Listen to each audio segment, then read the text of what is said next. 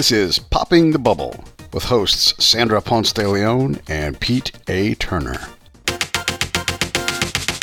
Hi, this is Rania Hoteit, co-founder and CEO of ID4A, and we are on Popping the Bubble. Hey, Rania. Yeah, hey, what's going on? Thanks for sitting down with us. Yeah, thanks for being here on Popping the Bubble. We're so excited to have you. Thank you so much. I'm excited to have you too. Rania, you have an amazing background. You're the co-founder and CEO of ID4A Technologies, which is a San Francisco-based design tech company. You have an experience, a wide background in environmental design, industrial design, product development, user experience.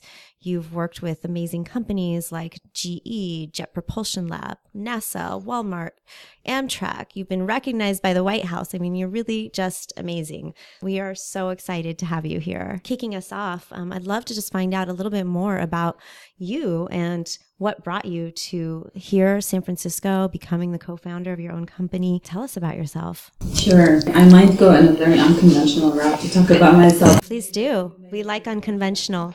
Thank you for the introduction. I think that all mankind are divided into three categories. There are the immovable people, there are the movable, and there are those that move. And I think I'm one of those that move. I have a great force, ambition, and dynamism to initiate new ideas, and I think that's the main reason why I do what I do. I'm driven by making change and making turning points, and that says a lot about my restless nature as a human being.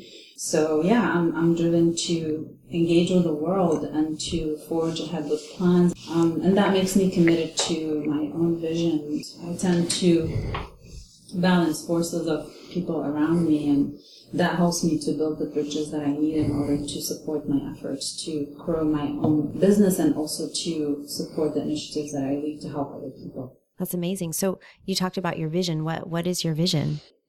I don't want to say typical things like my vision is change the world. You know, I have a very broad vision in terms of what kind of goals I want to achieve, whether that is through the business that I run or through the initiatives that I lead in education and women empowerment, gender equality. And I think that for me, I want to be able to contribute as much as I can while I'm here. I want to be able to use my talents, my ideas, my energy also in order to lead things forward and help other people achieve that if they need that kind of energy and support system as well. I'm a total polymath, and I have a very significant number of expertise in different areas. And me being a person who travels a lot, and I have a very nomadic and exploratory nature, and I tend to infuse that into what I do and with my engagement with other people.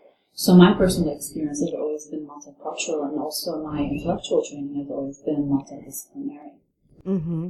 Yeah, that's amazing. I mean, you talk a little bit about wanting to inspire others with the work that you're doing. And I think, you know, it's reflected in some of the recognition that you're getting these days. And you were recently even recognized by the White House and participated in what's called the CTE Makeover Challenge. So maybe can you tell us a little bit more about that? This past year has been pretty amazing. I'm overwhelmed. There's so many things coming my way. A lot of recognitions. Actually, there was 3 recognitions by the White House. That's amazing. Congrats. You know, with recognition also comes more responsibility. To start, to initiate, and then all of a sudden your work is seen. That gets overwhelming, but also it makes you feel that you need to do more. With the CTE Makeover Challenge in particular, it was a challenge that was initiated by the U.S. Department of Education. CTE refers to Career and Technical Education for clarity. The competition was about inviting schools from across the United States to submit makerspace designs that are scalable, affordable, and replicable. That's cool. It's the first time they do this. So basically, schools submitted their designs to what kind of facilities. And makerspace is just for our audience as well, if they're not familiar with the terms. Makerspace is basically a facility that provides resources, materials, and equipment for students to learn through the process of making. So things like 3D design and 3D printing, all of those things. Okay, cool. For tools to CNCs, 3D printers, laser cutters, basically using modern tools in order to innovate through collaboration and hands-on projects. The main objective of this type of learning is to integrate different kinds of skills by using modern technologies. And the competition itself was open back in March of 2016, and we received about 650 submissions from schools. All like public schools nationally? Okay. Yes, from across the United States. We went through a scoring and reviewing all these proposals, and then we had to select 10 finalists with the funding from the government. Anybody is in New York City in October, there will be a showcase for the CTE Makeover Challenge for the Makerspace showcase. Take place at the World Maker Fair in New York City. Wow, very cool. Very cool. So why do you think it's important for schools to have access to this kind of learning experience within, a maker environment? One of the most important things about this is that making itself is a hands-on learning approach that encourages students to imagine, create, train, testing, visualization, and demonstrating ideas. So through making, educators can enable students to immerse themselves in problem solving and iteration. And in the process, they're also learning essential 21st century career skills. And making is closely aligned with the objectives of the career and technical education because it's a natural environment to foster thinking through experimentation with technology, engineering, science, and it prepares students with academic and technical skills and employability skills that eventually can help them succeed in the modern economy, which is the main reason why this is very important. Right. I mean, we've had, several conversations recently with people that talk about the importance or, really the coming trends, emerging trends with automation and what are going to be the important skills for students in particular in terms of creativity.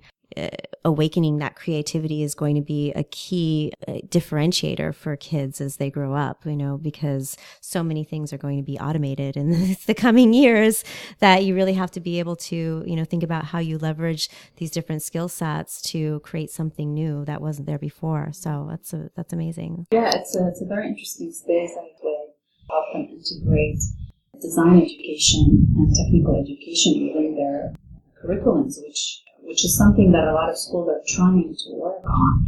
When I received this invitation, it was mainly recognizing also my efforts in this space and that being in alignment with what the government is trying to do. That is an impressive bit of learning that kids are doing too. Even if you don't win, being in that environment, and I'm really big on being in the workshop and doing things. Mistakes are lessons. Those things are fabulous. So I was looking on my phone at some of the schools that won. And these schools all rate highly. They're really doing a great job in teaching kids. And not only are you teaching them math and science and those things, but now you're teaching them something that's directly applicable to building and making things. I think that's just a fantastic approach to a very tough problem of teaching people. How did you get involved with the challenge? I got involved with the challenge. Somehow, my name got to the government in terms of the work that I was doing, because I was actively mentoring students around schools. I was working closely with a lot of schools on integrating design technical skills in their curriculums, and I was working closely with the students to help them also on developing technical design skills, but also making educational decisions and career decisions on what to do next, and making career decisions across different areas of design and technology. So that's how I got involved in the challenge. In this challenge, I got the invitation based on the work I was doing. There was about a total of 50 people that were selected from the entire country who were active in the makerspace industry that got on board. That's amazing. I think that there's something to be said for that when you are working with students, seeing the things that they create. That probably provides so much inspiration also back to you, which is, probably, really exhilarating. Yeah, one of the most interesting things about mentoring students in high school phase particularly is the reason why I got into this space, because when I was in high school, I had no support system personally. I grew up in Lebanon, and I went to school in Lebanon until I finished high school, and then I came to the United States to go to college. So during that phase, when I was trying to make career decisions and educational decisions on what to do next with my life, there was no support system for me. So a lot of that process had to be me. Right. My own learning curve in order to find my passion. And also design education, there was no solid design education in high schools. And that's also common in the US as well. But here we still have the opportunity to get access more because there is more appreciation to the arts in general, and there's more funding to schools. So from a personal experience, I wanted to be of help to other people, knowing how difficult it is to make these decisions at this particular time, and especially being in a place where you're interested in going into creative fields and you're not sure what to do, you're not getting the support that you need, either from family, from the school, from society. So there is a lot of pressure on students at this age to make decisions that they're not ready to make. They're too fragile. They're too underdeveloped. Not in a negative way, just process of personal development. They're not at a stage where they're capable of making solid decisions, and they need a lot of guidance. Again, due to lack of support, whether from family, society, school. Yeah, that's amazing. It's so great that you can be such an inspiration to these young people. That's awesome. I think that there should be more of you. But there is a lot more of you. You are a busy woman. there is more. You do so much more. Can you tell us a little bit about your company and what you guys do? Yes, so ID4A is a design technology company. We are specialized in building software tools for the design for manufacturing industry. We develop customized software tools for advanced manufacturing processes, working with R&D phase with a lot of companies. We also help makers, designers, innovators, engineers, product developers that are trying to develop manufacturable products from the stage to prototype, manufacture, distribution to market. So we guide them through the entire process and help them to push a product to the market. Mm-hmm. That's amazing. I think one of the things that's pretty core to what you do is what we call design thinking. So could you talk a little bit about exactly what design thinking is? Yes, I want to clarify a little thing about design, actually. So design is most often described or used to describe an object or an end result. And design actually in its most effective form is a process. It's an action. It's a verb, not a noun. And design thinking itself. So design thinking is a proven methodology and repeatable problem-solving protocol that is used by designers to solve complex problems and find desirable solutions. And design thinking, it combines creative and critical thinking to allow for information and ideas to be organized and decisions to be made to improve certain situations and to gain more knowledge. And design mindset is not problem-focused, which is very different from how critical thinking works. So design thinking is focused on solution, and it's very action-oriented towards creating a better result. And what design thinking seeks to do is to ideas up, versus critical thinking is about breaking them down. So that's more to understand how the process works. So it draws upon logic, imagination, intuition, systematic reasoning, so we could explore possibilities of what could be and to create desired outcomes that benefit the end user and the consumer. And that's why it's very important to develop design thinking capabilities, and it's very crucial to any organization to have that. And a lot of people think that you have to be a designer in order to apply this methodology, but actually design thinking is about teaching and training others to think like a designer, be a designer. It takes many years to become a good designer, but you can still think like one. So that's how the methodology was developed. Do you have an example of how you would think like a designer? How would you apply design thinking to a particular topic or problem?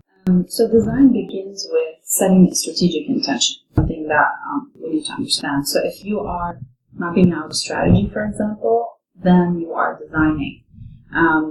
You can design the way you lead, the way you manage, create, innovate. And methods for thinking like a designer, to give you an example, is observing, for experimenting with idea generation, interviewing, creating personas, empathy mapping, storyboarding, associational thinking, critical thinking, aesthetic ways of knowing, problem solving, rapid prototyping, decision-making analysis. So in other words, it's a whole brain creative thinking process that could be implemented and replicated as such by following these methods. Got it. Interesting. How do you prevent the design from dominating the experience? Because you can design something. It doesn't mean that the reality, like you're a CEO, someone who's at the very bottom rungs of your organization is equally important. But if they don't understand the design, if their actions don't match your design, your strategic focus, then you can't advance the strategic outcome because the bottom isn't working in conjunction with the top. How do you use design to cover for that vertical? I get that you can go wide and everything else, but how do you handle that vertical communicative create path? Organizational cohesiveness? Yeah. From an organizational standpoint, I think that we are at a stage where being a CEO, for example, you are at the center of your company.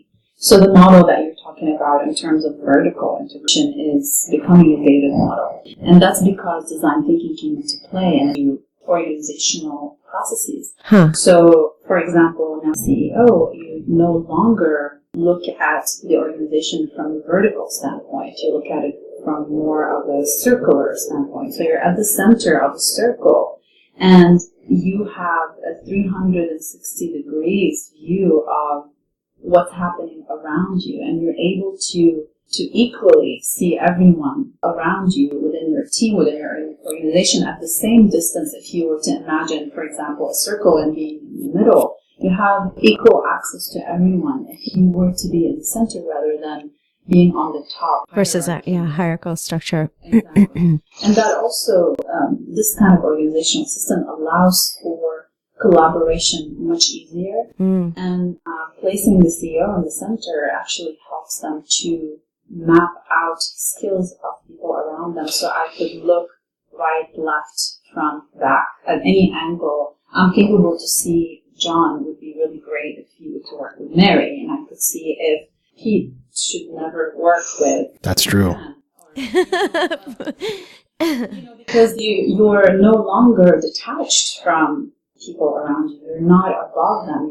You're dependent on one messenger to give you a report of what's happening all the time. So, so it changes also the dynamics in terms of how you work with your team, but how also your team perceives you, because there's that visibility, there's transparency also within that model, which creates much better collaboration and higher productivity. I understand that part. You have a greater view of your company, but you still write the checks. You still say, you can't come to work anymore, and that does create a hierarchical kind of thing.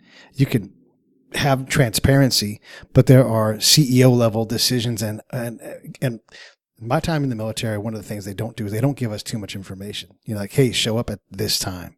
Not like, hey, we're planning on being at a certain point at a certain time. We're not sure what it's going to be yet.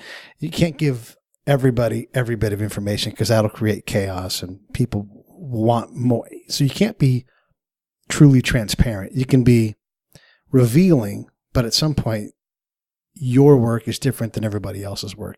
Oh, yes. And by transparency, I don't mean that privacy or hierarchy is not lost in that sense. It's just reorganized in a different way.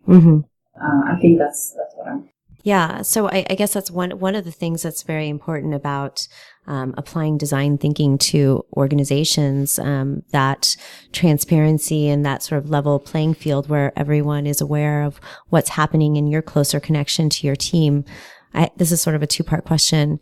A, how do you do that at scale?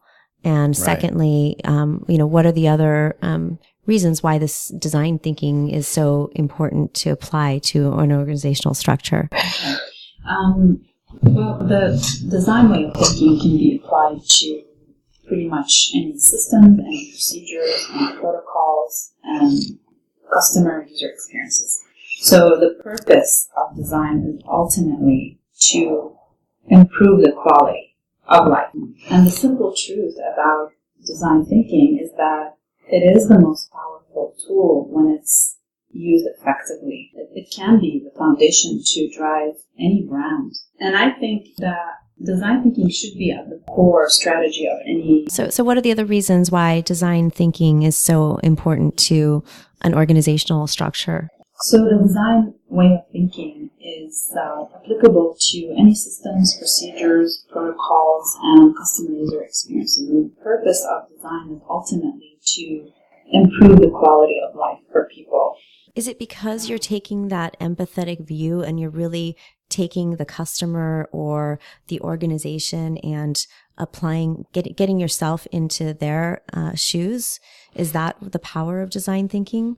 Because it seems to me, though, that, you know, a lot of what you're saying in terms of the transparency, the horizontal view, when it comes to design thinking is about, and also, you know, in terms of creating products is about that you mentioned empathy. And so I'm thinking, design thinking, is that really taking the customer view, and the customer can be the employee, it could be the customer, but really taking their view into deeper into the design from the beginning, right?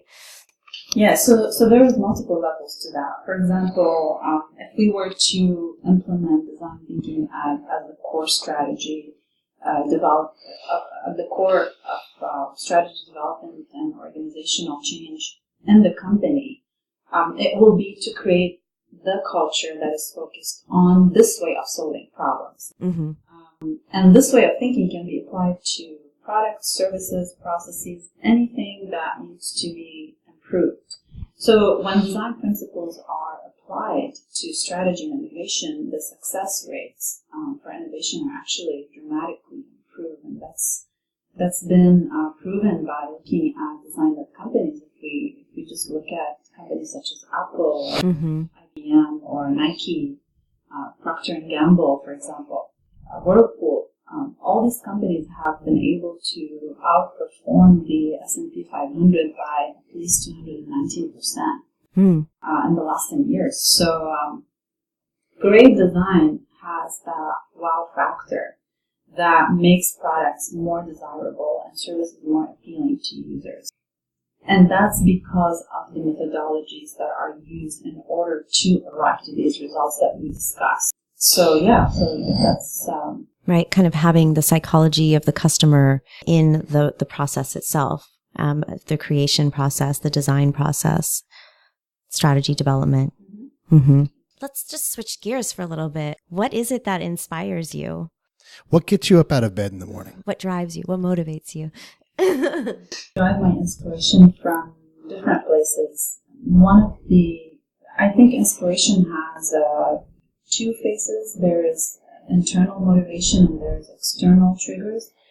And for me, it really depends on the environment. I'm always observant, so I'm always looking for pieces of information that can really get my mind going on certain issues, problems to solve, because I'm very also solution oriented. I'm usually very inspired by people of different experiences, different backgrounds. I love diversity, and for me, I feed off of that. And I love listening to what other people have to say. And I learn so much through that process, and that gets me usually very inspired to take action, because when I listen to somebody's problem, I want to solve it. Okay, tell me what the problem is. So how much time do you have? So in my mind, it's very focused on that. It's very. I tend to have a bit of an optimistic view on things, and I'm always looking for opportunities to make improvements. I'm very much inspired by art, music, design, of course, literature. I'm an avid reader. I love philosophy and poetry, and I do write as well. So wow, cool. So I find inspiration in diversity and problems and in arts. Mm-hmm. Yeah, you can see that it's reflected in your background and all the different disciplines that you're involved with. That's very cool. So as a founder of a company, do you have some wisdom to impart, some lessons that you'd like to share with other people that are embarking on their entrepreneurial journey? One of the major lessons that I would say is learn how to be authentic and learn to have integrity and be true to yourself no matter what situation is imposed upon you. It's very easy when you are in the business world to start to shift your personality in order to, you just compromise a lot because you're trying to make it in certain ways. And sometimes it's very easy to lose your identity in this kind of process. So it's very important to stay connected to who you are as a human being, as a person, and why you're here and why you're doing what you're doing. Because it's there's that tendency to just shift and want to follow somebody else's lead or somebody else's vision that might not necessarily be in alignment with yourself. So it's good to stay aware of that and resist it if you feel it's not aligning with you. Also being willing to confront yourself on a regular basis and have a positive, constructive self-talk. Quickly learn from mistakes. Free yourself from patterns that don't really serve your purpose. A lot of people tend to be afraid of admitting to themselves that they need to change, for example, or whatever they're doing is just a pattern and it's not giving them the result that they want because, again, their actions is not aligning with that vision. Also, don't be afraid to challenge conventions and do things differently than everyone else is doing. Again, that comes with being more connected to your own identity and your own vision as an individual, away from other influences and pressures. Also, listen to other people's needs because you can learn a lot and work on meeting those needs. Because as a founder, if your ego is in the way, it could definitely damage the growth of your business if you can't listen and you can't meet people's needs. You have to have that kind of compassion when you're doing business as well. It can't just be transactional about making money. And also be fearless, speak up. A lot of people have a tendency not to say what they really want to say or say what's on their mind because they want to please other people. I think it's very important to also embrace fear and discomfort and take action. Don't spend too much time holding back and overanalyzing because getting to places requires a lot of work and energy. That is so much wisdom right there. So yeah, no kidding. Be authentic, stay true to yourself. Watch your ego. Be fearless. Don't be follow self-aware. Know where you're going. So you don't follow someone's lead if you don't need to. They're not in line with yours. That's great. Those are awesome lessons. With your customers, with your employees, with your investors, partners, whoever you're working with, compassion is very, very important. Yeah. So give of yourself a lot too. One more thing I would say is also to learn new skills. Enjoy challenges. Take challenges as a sport. And learn to advance yourself all the time because people also get comfortable. Sometimes you think that, okay, I gained the knowledge that I need and now I'm applying it. It's giving me great results, so I don't need to do anything. The fact is that you always have to evolve. In order to do that, you need to keep learning and taking in new challenges, both at a professional and at a personal level. And also, trust yourself. A lot of people have doubts, especially when you're a startup founder, a lot of doubts. Right. Trust yourself, not your ego. Trust your intuition and being able to exude that so other people can trust you and you could trust other people as well. Because having that built-in fear with yourself, that insecurity will definitely keep you away from building any kind of healthy, trustful connection with anyone else around you. Mm-hmm. Yeah. And that's very important to business and to life. Absolutely.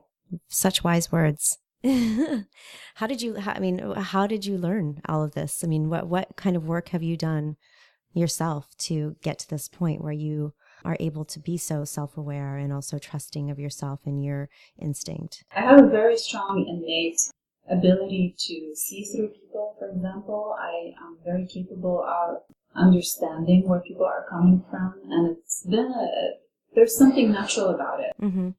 At the same time, I've been through many experiences where I've learned to, for example, let go of my ego and be more aware that, okay, now this is what it is, what's holding me back in this particular situation from moving forward is because I am holding on to my ego rather than looking at the situation from a more detached standpoint.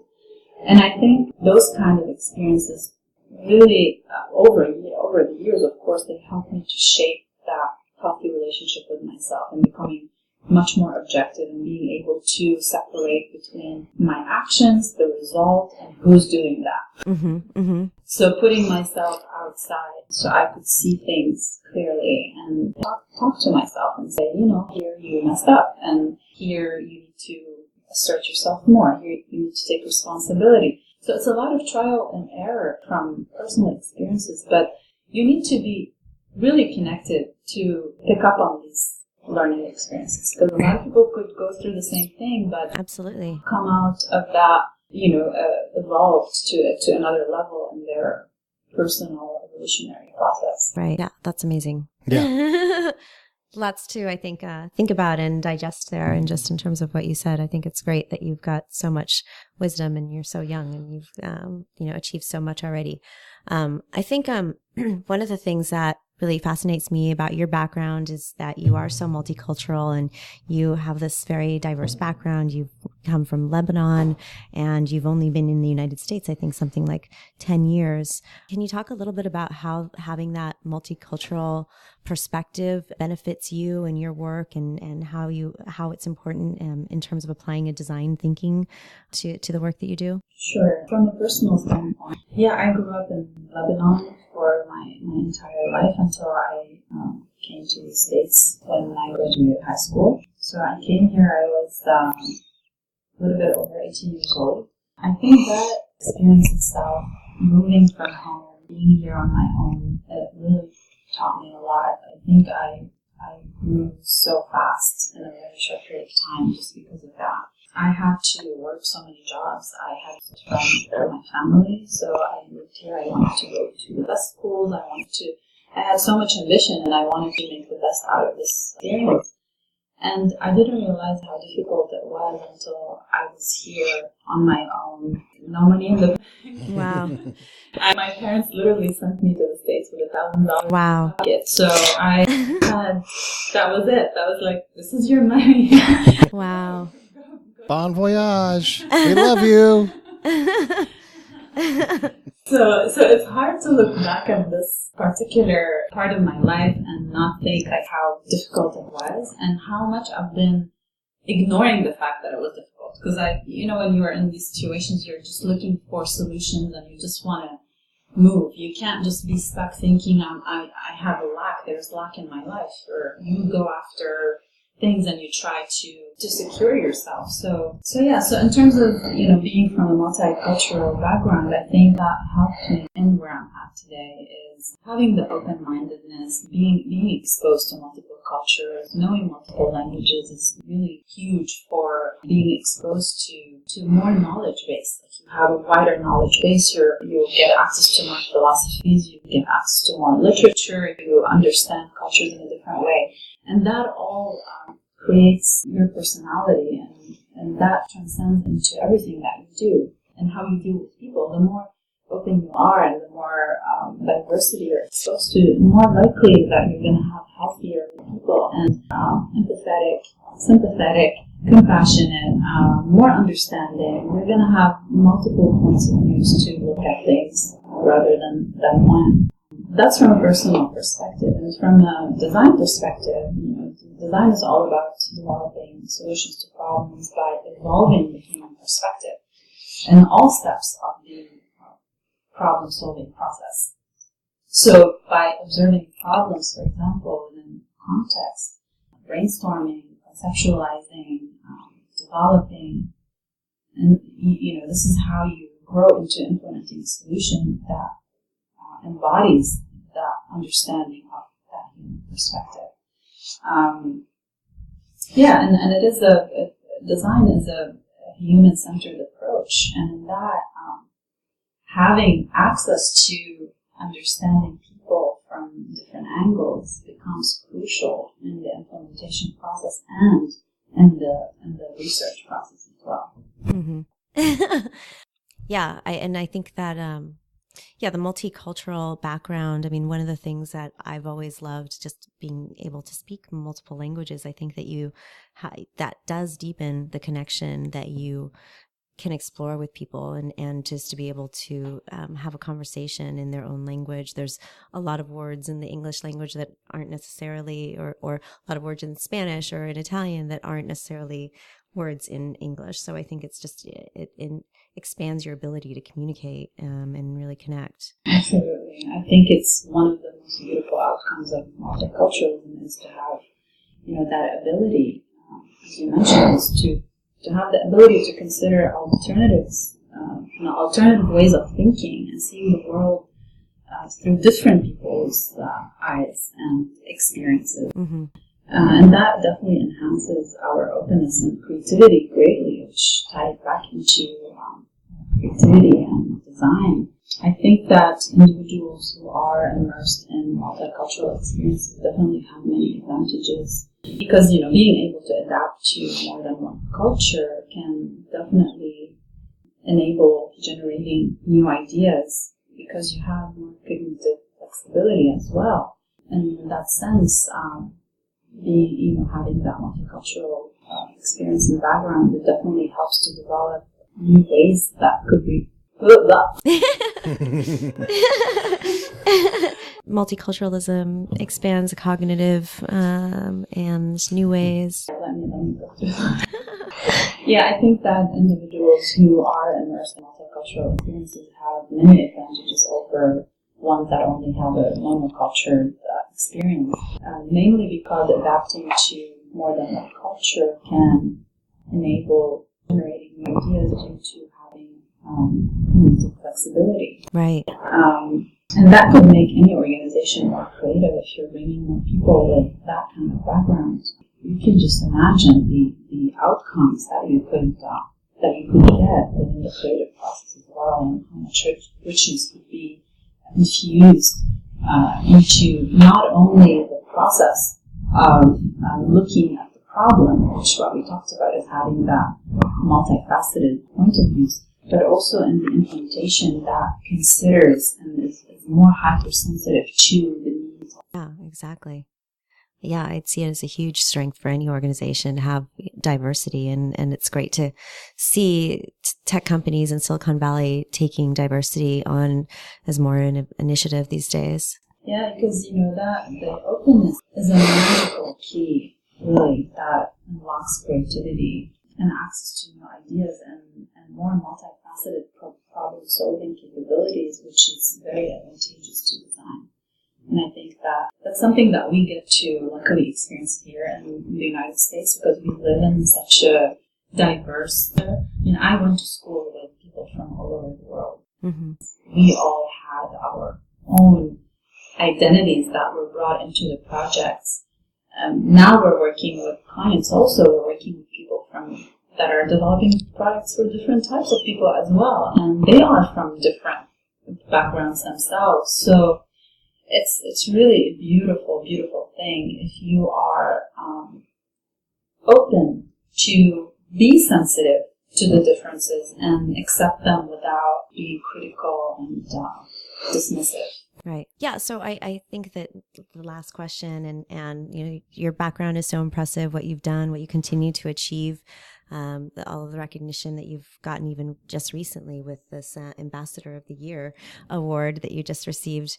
I think one of the keys to that is that you really are fearless, and you are just going and basically, just striving for what you want without being held back from a lot of the self-doubt, self-talk that I think many people do have. And I think that's the lesson that you've learned. But, what is it that makes you so fearless? I think one of the major turning points in my life is when I was growing up, my family and I experienced civil war in Lebanon. Mm-hmm. And there was this period, there was successive wars. Yeah. But, as a little child, when you're growing up in an environment where you're on the go, your family is just running away, and you're just trying to find safety. Everything else becomes so meaningless when you're just thinking about life from a standpoint that life is so fragile. When it's threatened, all what you care about is survival. You just want to be here. You just want to stay here.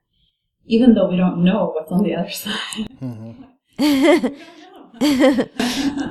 We still don't have the proof of that. So it's just having that, being in touch with death at a very close proximity, and seeing a lot of trauma with the family and a lot of displacement, and life becomes so meaningful but so meaningless at the same time, where you just become at peace with mortality. And I think once you're at that stage, everything else just dissolves, and you feel that your energy is all about moving forward. And there's nothing more tragic than death. That's it. Like, this is the biggest thing that could happen to you as well. Just live every day focusing on what you could produce while you're here. The other day I was reading this really interesting quote that I don't know it in exact words, but I'll translate it in my own. Basically, it was saying something about, we think that we live once, but in reality, we actually die once. And it's really up to us how we want to make every day count and what we do. So that's one of the biggest things. I think that fear is one of the most dangerous emotions if it's not put in check and kept in balance. And at the root of me being fearless also is my strong self-awareness and deep understanding of who I really am. That I may have a weakness, that I may make mistakes, and I may fail, because that is part of our human experience and path to growth. And I'm okay with that. Like, I'm not scared to give up the pretension of, invulnerability, because I am really fully committed to making myself a better version every single day. Mm-hmm. I'm going to die once. Right. It's really an internal conversation that I have with myself all the time, and I think that we all should have with ourselves, because having a constructive critique towards ourselves really puts us in check in what we're doing wrong, and it gives us the opportunity to put ourselves in the right direction and improve ourselves to get to a better place. So it's embracing vulnerability, but also standing in the power of it, not breaking because of it. Just admit it, put it out there, grow from it, learn, and keep moving. I'm a very rational person, so I tend to rationalize a lot of things, and I think that that helps me not to fall prey for cynicism, for example, or deception or disillusionment. So I'm comfortable with looking at myself and saying, we need to work on this together. Right. Yeah. I'm fearless naturally. There's part of it that's natural. Big part of it was, like I mentioned, like the learning experience, facing a lot of things on a regular basis. It just builds that courage over time. And you become more, aggressive about getting things done better. Not against other people, but you making things better for yourself so you could produce better results for everyone around you. Yeah, you're not kidding, because you already talked about wanting to listen to this interview so you can improve your ability to interact. That you definitely practice what you preach, and it's powerful. That whole topic of having courage to look at your own and assess yourself and see where you make mistakes, that takes a special kind of you're confident, but you also understand, I'm going to make some errors. And the today me isn't going to be as good as the 10 days from now or the 10 years from now me. And if you can't see the mistakes, then by using your design thinking, how are you going to resolve those things into a better version of yourself? So right. It's a really powerful way to live your life. It is, yeah. I think that just, thinking of every day as a new day. And I mean, we have every day the power to recreate ourselves and who we want to be. Mm-hmm.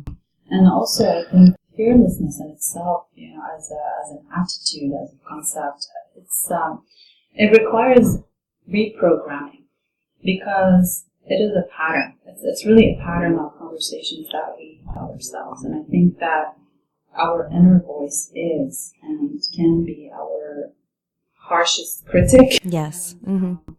Especially when we are facing setbacks, for example. So it's crucial to being able to nurture ourselves too, and instead of the emotional beating that we give ourselves and the mistakes that we do, when efforts are stalled or obstacles come along the way. So it's good to have that. So I've done a lot of work in the Middle East myself, in conflict zones where war has been constant. And one of the things I've learned from the people that have moved back here or I've interacted with, and these are folks from the Middle East, they'll say things to me like, none of this stuff in the future matters. It will never be as hard as what I endured when I was, and then they fill in the blank with their story of tragedy. Do you identify with that? Like, there can be no harder point than day-to-day survival. So this is all things I don't have to be afraid of these mistakes, because it's not a life and death situation. Yeah. I mean, I've done the same thing. I'm like, this will either work or it won't. I will put the effort in that's required to make, that I can do my best. But if it doesn't happen, I've had bullets go by my face. It's like, it's nothing compared to that. I think that those are two different things. Okay. That life-death is one thing, and life is something else. Hmm. I think we, with a life-death situation, we're dealing with black and white. I'm either here or I'm not. But when you're living, when you're here, when you're life, you're every day I'm here and I die once, you are facing problems on a daily basis. You're prone to that because you're here. If you die, you're no longer dealing with that. Right. It might have been that you went through that process of facing the fear, or really tapping into that instinct of survival that you probably wouldn't have felt if you were not under threat of death. I think that the life situation is definitely harder if you think about it, because you are here and you're dealing with problems every day. Right. You're here. And the life-death situation with talking about wars and crises and things like that, it's a very particular experience that luckily, and I hope that, not the whole world would experience this ever, because now there's so much of it still happening, and sure. It's going to happen in the future because it's human nature, and aggression and conflict is part of our dark side. But I just think that it's a very particular experience that not a lot of people could really, really understand if they didn't live through it. So, to the person who have experienced that might have been the most traumatic thing. Sure. The person who's down the street from us, living on the street with no shelter, no food, every day. Yeah. Their life situation. Yes. For them, that's a whole other perspective on what trauma is about. For sure. About, a bullet is going to go through my head. Actually, there is an opportunity for me to survive better, but I don't have it. Yeah. So things are within control, things are out of control. It just shapes our perspectives very differently. Yeah, absolutely. I think that I noticed, for example, that people that have broken this kind of barrier with death or with extreme situations and have dealt with a lot of setbacks, for example, they are, and I'm personally one of those people, is that when I'm dealing with others, they usually tell me, they just sense that I'm not scared. And I think part of that is because I'm very authentic with people. What I say is what I am, and if you want to see me, you can, because I'm telling you. But if you refuse to, then it's your problem. So authenticity and having that openness and saying what you really think, I think it's major to breaking the fear, because a lot of us are held back by saying our truth. Like, this is really what I think. Mm-hmm. And it takes a lot of courage to get to that point. It's like fear of judgment fear of being vulnerable. Right. You don't want your opinion to be stated the way you feel or you think, or you don't want to be misunderstood, or you don't want to have conflict if there is difference, and there isn't that courage to face differences. Right. And I think that's part of why people tend to hide who they really are, because they are not trained well to confront the truth. Right. Right. So it's about being comfortable in your own skin, recognizing where it is that you need to do the work. And from that point is where you really get the strength and courage to be fearless. It takes that level of, if you're not honest, then you're insecure.